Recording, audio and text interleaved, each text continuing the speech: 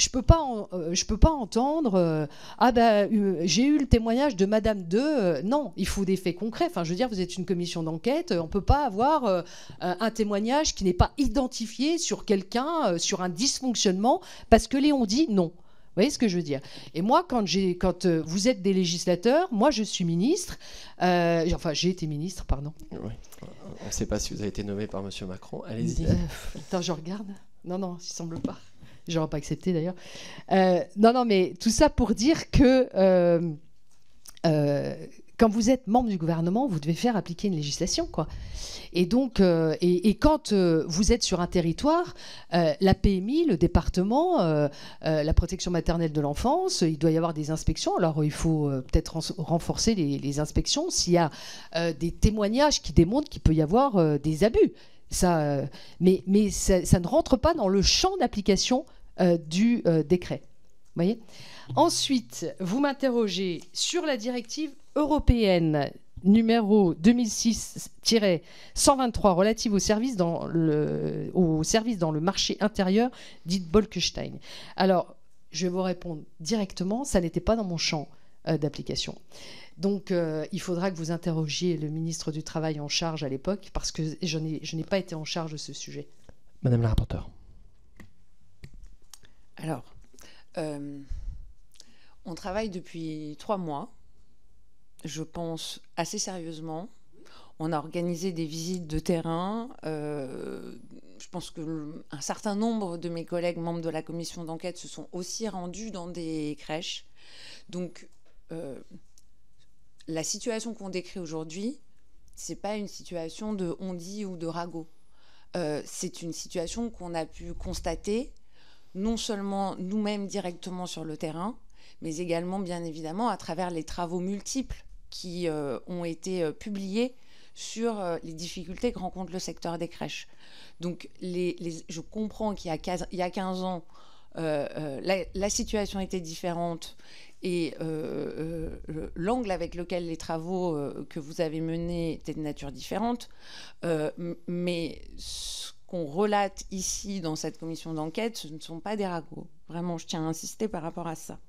J'aurais une dernière question sur la question de la représentation d'intérêts, qui relève du champ de compétences de la commission d'enquête. Alors, vous n'êtes certainement pas sans savoir que 2 ouvrages sont intervenus au mois de septembre dernier sur la question des crèches.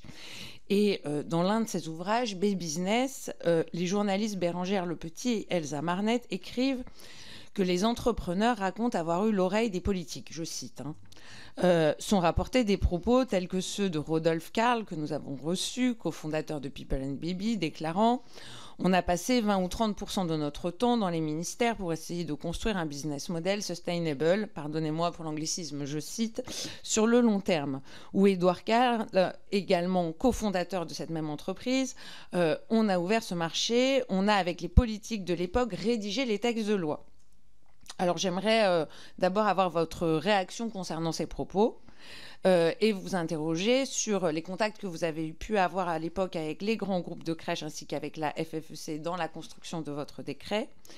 Il y a certainement eu des échanges, et c'est bien normal d'échanger avec les acteurs d'un secteur quand on souhaite le réformer en profondeur, mais ces échanges se sont-ils inscrits dans le même cadre que celui qui peut avoir lieu avec les acteurs institutionnels ou les représentants syndicaux ? Est-ce que ceci était orienté vers la création de places et la volonté d'atteindre l'objectif chiffré? Et y a-t-il eu également des échanges avec les groupes privés de crèches concernant l'entrée dans le droit commun des micro-crèches? Je vous remercie. Madame la ministre. Oui, Monsieur le Président, Madame la rapporteure, permettez-moi juste de revenir sur le terme ragot. Attention, ce n'était pas à votre égard que je disais ça. Je dis simplement que quand j'ai regardé quelques auditions et j'ai entendu un témoignage qui était porté par une parlementaire, moi je peux entendre des témoignages, mais des témoignages qui sont flous. Moi je peux comprendre que depuis que je ne suis plus aux affaires, malheureusement la situation se soit dégradée, je le déplore. Nous étions à l'époque, quand j'étais ministre de la Famille, très attentifs à la qualité d'accueil dans tous les modes de garde, très attentifs avec les départements de France à ce que on vérifie à ce que tout aille bien et très heureuse de voir que nous avions réussi nos objectifs, mais qui ne vont pas encore assez loin, parce que ce qu'on a fait aurait dû être continué pour mieux accompagner les familles. Aujourd'hui, c'est moins le cas et je le regrette. Alors, s'il y a des problématiques, moi, 15 ans après, ma responsabilité n'étant pas là et n'ayant pas les moyens d'expertiser, n'étant pas d'ailleurs sur ce champ de compétences, je ne peux pas vous donner plus d'informations. S'agissant de la question que vous me posez sur les liens avec les grands groupes de crèches, ils ont été auditionnés comme acteurs de la petite enfance, au même titre que les autres. Je n'ai eu aucun lien privilégié ou personnel avec les dirigeants. S'il s'agit de Babylou, donc de Monsieur Karl, par exemple, je sais pas, j'ai dû le voir 2 fois ou 3 fois. Je suis allée à une inauguration, j'ai recherché. Je suis allée à une inauguration d'une crèche Babylou, d'ailleurs, avec Xavier Bertrand. À l'époque, il a été reçu dans le cadre de réunions de travail, au même titre que les partenaires sociaux, au même titre que l'UNAF, que Famille Rurale et tous les autres acteurs de la petite enfance. S'agissant de mon cabinet, par ailleurs, il y a eu des réunions de travail avec les conseillers techniques, mais autrement, pas plus que ça. Je vous donne ma réaction, et d'une certaine façon, c'est compréhensible. Vous nous redonnez les arguments qui étaient ceux de l'époque, d'il y a 10 ans. Mais oui, mais justement, moi, l'échange que j'essaye d'avoir avec vous, c'est de vous montrer que ces arguments qui datent d'il y a maintenant plus d'une dizaine d'années, au vu du bilan que fait l'IGAS du CIFAM, eh bien, ce sont des arguments qu'on peut contester. Par exemple, vous avez évoqué, le cas c'est très intéressant, des crèches d'entreprise, c'est-à-dire des crèches qui sont au sein ou à proximité des entreprises. Je sais qu'à l'époque, effectivement, ça a été vu comme un modèle à développer très fortement. Force est de constater qu'aujourd'hui, c'est un modèle qui est extrêmement minoritaire. Le CIFAM, en réalité, finance très très très peu de crèches d'entreprise. Ce que le CIFAM finance massivement, c'est par contre des micro-crèches qui sont installées dans les centres-villes et qui ont des berceaux qui sont achetés par les entreprises. Donc vous comprenez bien là qu'on voit déjà que entre ce que vous espériez et le phénomène qui s'est développé, il y a un écart important. Et moi, ce que j'aurais aimé, c'est que vous puissiez rebondir sur le bilan critique que fait maintenant l'administration. Et d'ailleurs, j'en rajoute un.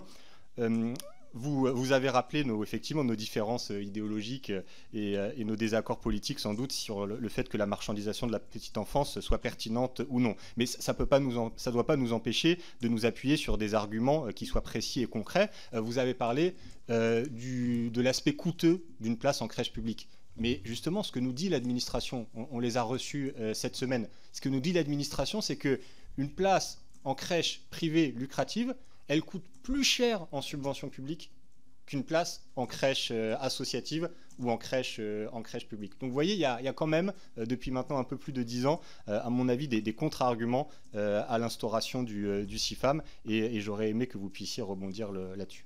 Mais peut-être pour ne pas perdre de temps, je passe à la question d'après. Allez-y, monsieur Martinet. Je proposerai à Mme Morano de réagir à la fois sur votre réaction et sur la deuxième série de questions que vous aviez déjà annoncées. Allez-y, monsieur Martinet. Alors, ma deuxième série de questions est sur le décret de juin 2010 et ce que beaucoup d'acteurs qualifient comme le début de la dérégulation du secteur de la petite enfance. Parce que, vous savez, on a auditionné beaucoup de monde dans cette commission d'enquête. Et vous devez le savoir, Madame la Ministre, il y a de la part des professionnels dans le secteur de la petite enfance beaucoup de souffrance. Parce que c'est des métiers qui sont difficiles, avec une forte pénibilité physique, psychologique. Et quand on discute avec ces professionnels, avec leurs organisations représentatives, avec le collectif Pas de bébé à la consigne, et quand on leur dit le métier c'est difficile, vous nous dites que la situation se dégrade, mais à partir de quand ça a vraiment commencé à se dégrader? À partir de quand c'est devenu vraiment problématique? Et bien, je vous assure, Madame la Ministre, à la quasi-unanimité, les gens nous disent à partir de 2010. Et ils citent à la fois les micro-crèches et à la fois votre décret. Et moi, je trouve qu'il y a des raisons objectives de dire ça, parce que vous avez parlé tout à l'heure, vous avez présenté votre décret comme une façon d'élargir la palette. Bon, moi, je trouve que c'est une façon un peu originale de présenter le décret. La réalité de ce décret, c'est que vous avez baissé les exigences de qualification des professionnels dans les crèches. Il y a 2 niveaux de qualification, plus diplômés, moins diplômés. Avant, c'était 50-50. Maintenant, vous avez fait passer à 60-40. Moi, je vous avoue que j'appelle ça plutôt de la dérégulation et baisser le niveau de qualification plutôt qu'un élargissement de palette dont je ne sais pas trop ce que ça veut dire. Et puis là-dessus, donc que ce soit les microcrèches, que ce soit votre décret, qui évidemment a créé une forte contestation. Il y a eu des manifestations à l'époque, il y a eu un mouvement social, etc., etc. Et j'ai lu dans le livre Le Prix du Berceau, parce que vous avez été interrogé par les journalistes sur ce sujet. Et quand les journalistes du Prix du Berceau vous interrogent sur cette mobilisation contre votre décret, vous répondez « c'est ridicule. Je n'ai pas pris un décret par plaisir, ça correspondait à un besoin ». Bon, parfois, quand on répond aux journalistes, on le fait un peu à vif. Est-ce que c'est ridicule? Est-ce que là, à tête reposée, vous pensez que c'est une bonne façon de qualifier, d'évoquer la contestation des professionnels de la petite enfance vis-à-vis de votre décret de juin 2010, vis-à-vis des microcrèches et de la politique de dérégulation que vous avez mis en place? Madame la ministre, vous avez la parole.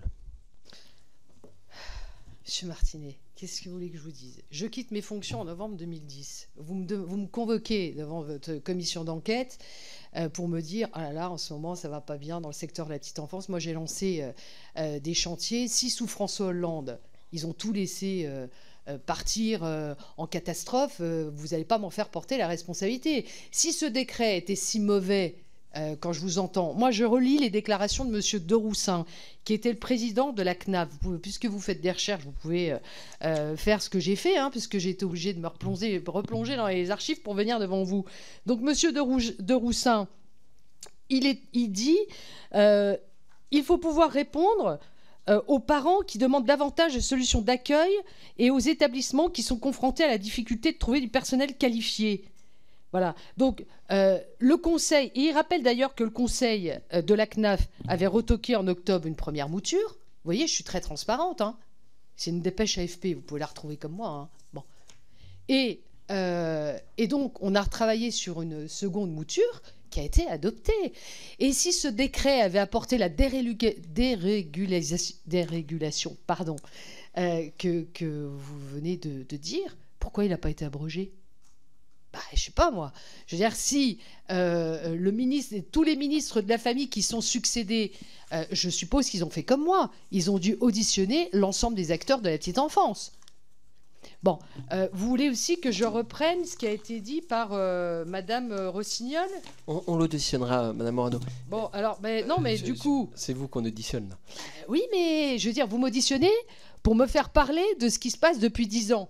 Donc, moi, je suis en responsabilité quand je suis ministre jusqu'en novembre 2010.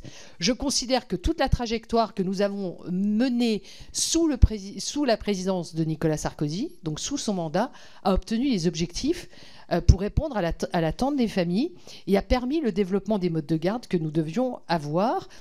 Nous avons lancé un plan métier de la petite enfance. Je déplore qu'aujourd'hui, le secteur, vous dites qu'il y a de la souffrance dans ce secteur. Je viens d'entendre ce que vous dites.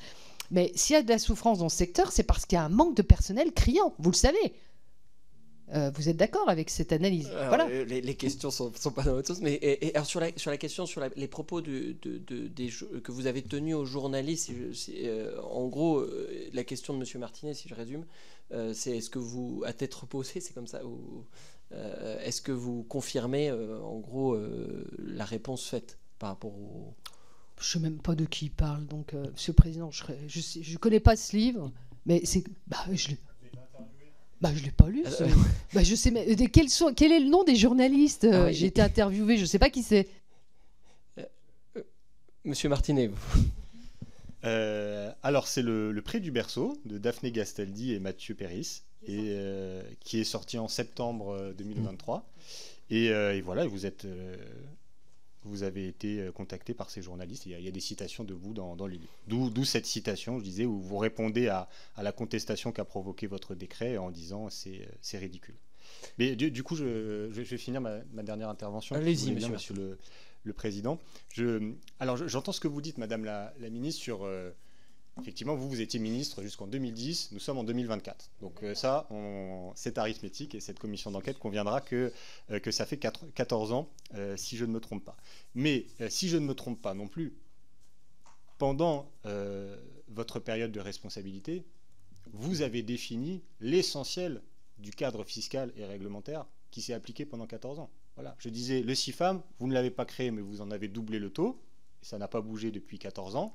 Et pour ce qui est des normes d'encadrement, de formation, etc., c'est votre décret de juin 2010, alors qu'il a été un peu dégradé l'année dernière par la majorité actuelle, il faut le dire, mais pour l'essentiel, c'est votre décret qui est mis en œuvre. Donc voilà pourquoi on se permet de questionner votre responsabilité et le bilan que vous tirez de tout ça. Parce que voilà, si le ratio sur les qualifications s'est dégradé, c'est vous qui avez pris la décision. Si on a autorisé de créer des micro-crèches qui fait qu'il y a des gens qui peuvent diriger des micro-crèches qui ont 0 compétences en petite enfance, c'est vous qui avez pérennisé ce système. L'accueil en surnombre, c'est vous qui l'avez mis en place. Et vous posez la question à juste titre des ministres suivants, vous inquiétez pas, moi le premier, je me ferai un plaisir de poser la question à Madame Rossignol, au ministre de François Hollande, de pourquoi est-ce qu'ils ont maintenu ce système. Vous pouvez compter sur mon objectivité sur cette question. Mais ça n'enlève rien, à mon avis, aux actes politiques que vous avez faits. Et je finirai, en fait, je vais vous poser une question. Est-ce que vous n'arrivez pas à faire le constat que la logique qui était la vôtre à l'époque, qui était en fait une logique essentiellement quantitative, qui était de se dire d'abord on ouvre les places et ensuite on verra ce que ça donne, on essaye d'avoir les professionnels, on essaye d'avoir la qualité, mais d'abord on ouvre les places. Est-ce que vous ne pensez pas que c'est cette logique quantitative qui aujourd'hui est en échec? Et en échec pourquoi? Parce que sur la qualité ça ne suit pas, et tous les témoignages et les constats qu'on a le montrent, et même maintenant sur la qualité ça ne marche pas non plus, parce qu'on n'arrive même plus à ouvrir de places. Je vais vous donner la parole. C'est bon, monsieur Martinet. Madame la ministre, vous avez la parole pour répondre. Bon, écoutez, qu'est-ce que vous voulez que je vous dise? C'est quand même... ce serait à refaire, je referais exactement pareil. Est-ce que c'est clair, en fait? Je ne vais pas vous le redire 2 fois, je referai pareil. Je pense que nous avons tenu et nos objectifs vis-à-vis des familles et la qualité vis-à-vis des familles, parce que vous avez été visiter les crèches, j'ai été en visiter encore il n'y a pas très longtemps, hein, parce qu'on est amené dans notre vie personnelle à aller dans les crèches. Donc, s'il y a des problèmes, depuis 14 ans, donc au fur et à mesure des années, il faut faire le travail, hein. Redonnez-nous les clés, hein. Moi il n'y a pas de problème. Hein. Pour faire le travail, on fera le travail. Je suis pas sûr que ce soit l'objectif de M. Martinet. Non mais je suis étonnée quand je vous entends nous dire...